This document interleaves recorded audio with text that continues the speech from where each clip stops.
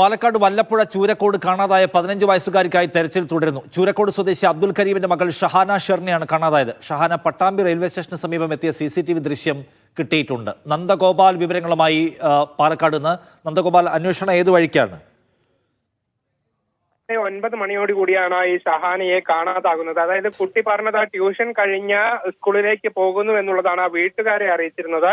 അതേസമയം സുഹൃത്തുക്കളോട് പറഞ്ഞത് താൻ ബന്ധു വീട്ടിൽ പോയി പഠിക്കാനുള്ള പുസ്തകങ്ങൾ എടുത്ത് തിരിച്ചു വരാം എന്നുള്ളതായിരുന്നു. പക്ഷേ അതിനുശേഷം ഈ കുട്ടി തിരികെ വന്നിട്ടില്ലായിരുന്നു. ഇതോടെ ബാധിതരായ കുടുംബം പട്ടാമ്പി പോലീസിൽ പരാതി നൽകുകയും ചെയ്തു. ഇതേ അന്വേഷണത്തിൽ ഈ ഒരു കുട്ടി പട്ടാമ്പി സ്റ്റേഷനിലേക്ക് കയറി പോകുന്നതിന്റെ CCTV ദൃശ്യങ്ങൾ ഇപ്പോൾ ലഭിച്ചിട്ടുണ്ട്. ഇതിൽ കുട്ടി വസ്ത്രം മാറ്റി പോകുന്നതാണ് കണ്ടത്. അതായത് യൂണിഫോമിൽ വീട്ടിൽ നിന്നും ഇറങ്ങിയ കുട്ടി സ്റ്റേഷനിലേക്ക് മറ്റൊരു വസ്ത്രത്തിലാണ് കയറി പോകുന്നത് ദൃശ്യങ്ങളിലുള്ളത്. ഏതായാലും പോലീസ് ഇത് കേന്ദ്രീകരിച്ചുള്ള അന്വേഷണം നടക്കുകയാണ്.